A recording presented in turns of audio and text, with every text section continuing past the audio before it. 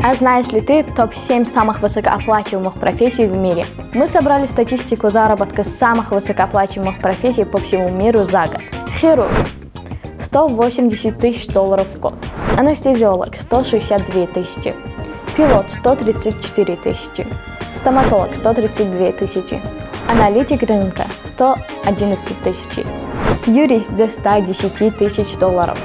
И IT-специалист – 105 тысяч в год. А как вы думаете, какая профессия в Таджикистане самая высокооплачиваемая? Пишите свои варианты в комментариях.